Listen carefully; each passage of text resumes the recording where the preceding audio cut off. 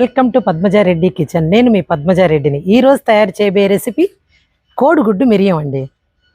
ఇప్పుడు కోడిగుడ్డు మిరియం ఎలా తయారు చేసుకోవాలో చెప్తానండి.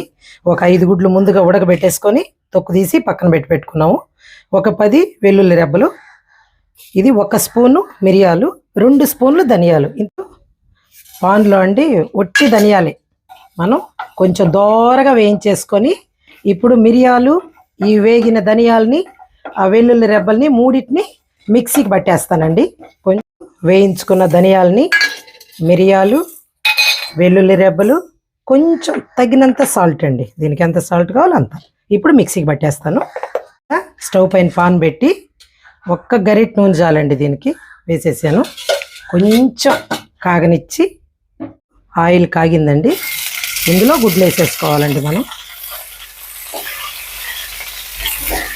ఇప్పుడు వీటిని ఇలా కొంచెం ఇలా తిప్పేసుకోండి. ఒక 1/2 స్పూన్ పసుపు, సాల్ట్ అండి, ఎందుకంటే ఆల్రెడీ దాంతో సాల్ట్ వేసేసుకున్నాం కాబట్టి లైట్గా సరిపోద్ది. ఇప్పుడు ఇందులో ఈ మనం మిక్సీకి వేసి పెట్టుకున్నాం కదండి మిరియాల పొడిని, అలా కొంచెం కొంచెం వేసుకొని కలిపేసుకోవాలండి.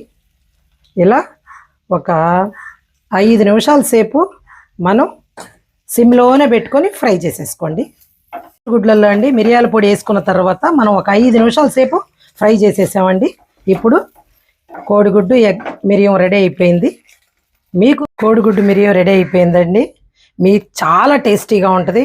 మీరు పప్పుచారులోకైనా దేంతోకైనా సరే సైడ్ డిష్గా తినొచ్చు, లేదా అన్నంలో మిరియాల పొడి కలుపుకొని తిన్నా చాలా బాగుంటుంది.